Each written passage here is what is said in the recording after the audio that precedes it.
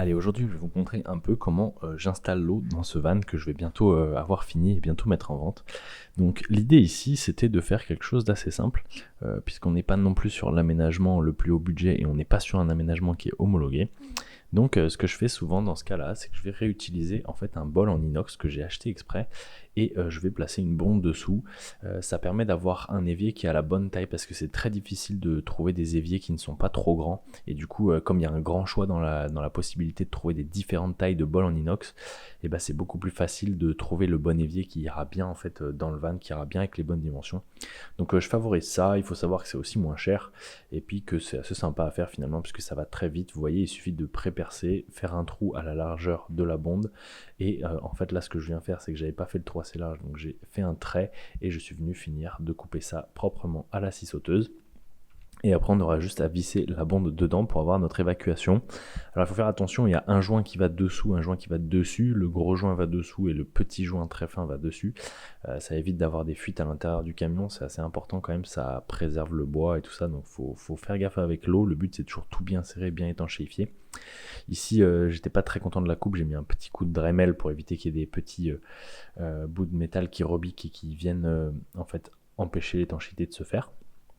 Et une fois que ça a été poncé, et ben je vais venir remettre ma bonde tout simplement. En fait, j'ai juste à la visser par l'intérieur, c'est vraiment très simple. Et je viendrai mettre mon tuyau d'évacuation plus tard, vous voyez. Donc il y a toujours le petit bouchon, je le laisse dessus pour pas le perdre. Et maintenant, je vais vous montrer un peu toute la partie eau, vraiment installation. Donc là, j'installe cette petite pompe Siflo 12 volts. Elle marche très bien, elle est super. Je dirais que son seul défaut, c'est qu'elle fait un peu de bruit. Mais bon, vu qu'elle fonctionne bien et que j'en suis content, je vais l'installer. Puisque ça marche bien. Alors j'ai dû acheter ces petites pièces en plus puisque sur celui-là j'ai décidé de mettre un mitigeur et en fait je compte pas mettre l'eau chaude mais ça restera une option et du coup j'ai pris ce T pour en fait pouvoir relier tout simplement les entrées d'eau chaude et d'eau froide ensemble et que du coup le robinet donne bien et fonctionne bien correctement. Vous avez vu, je vous ai montré là, donc j'ai mon électricité qui a été faite dans la vidéo précédente et ce que vous avez vu ici c'est le câble qui arrive et qui est disponible pour la pompe à eau. Donc pour faire simple, je vais mettre la pompe à eau dans une zone où elle ne va pas gêner. Il faut savoir que sur l'avant de la pompe à eau, il y a un petit réglage de la puissance aussi, donc veillez bien à la mettre vers vous, en fait, cette petite vis de serrage, puisque ça vous permettra de régler la puissance si besoin. Donc là, vous voyez, j'ai installé ma pompe, j'ai connecté l'électricité de la pompe, et en haut et en bas de ma pompe, j'ai les tuyaux. Les sorties en tout cas pour les tuyaux, dans les entrées et les sorties. Alors pour commencer, on va d'abord relier l'évier ici. Donc là j'ai mes deux côtés du mitigeur que je vais relier sur mon T. Évidemment j'ai mis un peu de, comment ça s'appelle, de téflon pardon, pour faire l'étanchéité. Le but de ce téflon c'est d'éviter que ça puisse fuir, mais bon évidemment il y a aussi un joint qui est calé dans le serrage, donc en fait c'est vraiment plus par sécurité qu'autre chose, mais voilà je mets toujours les deux. Ça permet de vraiment limiter les fuites puisqu'il y a quand même pas mal de pression. En fait la pompe monte en pression et le gros problème si vous voulez, si vous avez une fuite ici, c'est que si vous n'avez pas bien éteint la pompe à eau ou si vous l'avez laissé en marche et qu'il y a une fuite, et ben le bidon entier va se vider dans votre van, donc c'est vraiment pas génial. Du coup c'est pour ça que je mets toujours joint plus petite bande de téflon, au moins je suis sûr qu'il n'y a rien qui bouge, que tout est bien serré et que je vais pas avoir une fuite si jamais j'ai laissé la pompe ouverte.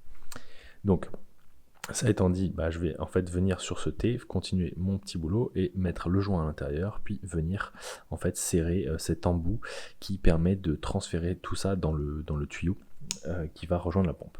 Donc en fait c'est aussi simple que ça, hein. Finalement cette partie là de la plomberie est vraiment toute bête, il suffit juste de visser les trucs ensemble et d'avoir bien fait attention à ce qu'on achète pour avoir bien tous les petits éléments, parce qu'on peut vite, il peut vite manquer un joint, manquer une pièce, manquer un petit truc, mais quand on a tout c'est vraiment bête et méchant, il suffit juste de tout visser ce qui va ensemble à la suite. Donc c'est à dire qu'on va avoir un tuyau qui va aller chercher l'eau dans notre bidon et aller à la pompe, et la pompe va redistribuer l'eau en fait directement dans le robinet. Donc là on est vraiment sur l'installation entre guillemets la plus simple possible. Le plus simple que ça c'est de mettre une pompe immergée, mais personnellement j'aime pas trop, je trouve que c'est pas assez quali, donc je préfère faire ça, je trouve ça bien plus quali. Ça permet de changer la pompe si besoin, de régler la pression, de changer facilement la douchette, de transférer d'un bidon à l'autre ou de re-remplir les bidons sans être embêté par la pompe. Bref, il y a pas mal de petits avantages. Donc là, je viens mettre mes tuyaux, comme vous avez pu le voir, sur l'entrée et la sortie, et bien sûr des colliers de serrage que je vais venir serrer à fond. Alors faites très attention avec les colliers de serrage, les tournevis ont tendance à ripper dedans, faut vraiment pas se mettre un coup dans la main parce que c'est pas agréable. Donc on fait très attention quand on les serre, mais il faut quand même les serrer fort. Et là, je vais mesurer la distance de tuyau dont j'ai besoin. Et là, j'ai vraiment fait un système très simple, c'est qu'en fait, je vais tout simplement juste mettre le tuyau dans le bidon. Alors pour éviter les fuites et les problèmes quand on roule, en fait, ces bidons, je prends ceux-là parce qu'ils arrivent avec un joint dessus comme ça que je vais pouvoir juste percer au diamètre du tuyau. Au moins en fait ça sera pas étanche, mais le bidon ne va pas tomber et du coup l'eau ne pourra pas sortir par le haut en giclant si jamais je freinais, j'accélérais ou j'étais sur des routes un peu on va dire un peu abîmées ou un peu cassées qui secouaient le véhicule. Ça va permettre, vous voyez, vraiment d'éviter qu'il y ait l'eau qui bouge ou qui puisse sortir du bidon. Donc une fois que ça c'est fait et que le trou a été fait, je vais mettre le tuyau à l'intérieur. Et là, quand j'ai tout relié, il faudra penser à allumer l'électricité et je vais pouvoir venir tester ça. Alors pour savoir si votre test est bon et si vous avez fait les choses correctement, en fait c'est assez simple, il va suffire de voir si quand vous arrêtez le robinet, vous n'entendez plus la pompe. Si la pompe fait un petit coup, ça va, mais si elle fait plusieurs claques après que vous ayez arrêté le robinet, c'est qu'il y a une fuite quelque part et là il va tout de suite falloir tout resserrer. Ici j'avais tout bien serré, bien préparé, donc c'était nickel du premier coup.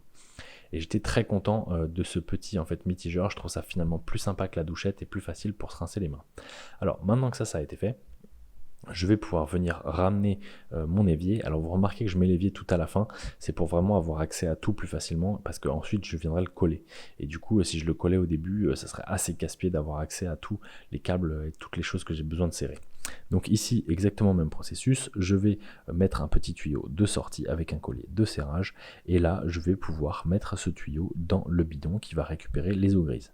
Alors sachez que les éviers, des fois je les branche pas quand j'utilise le van personnellement, je préfère avoir le double en fait en eau propre et puis tout simplement utiliser l'évier pour stocker des choses. Donc là ce que j'ai fait c'est que j'ai mis un bon bout de mastic, j'ai mis 2 bouteilles dans mon évier pour que ça le plaque pendant toute la nuit et qu'il soit bien collé, être sûr que rien ne va bouger.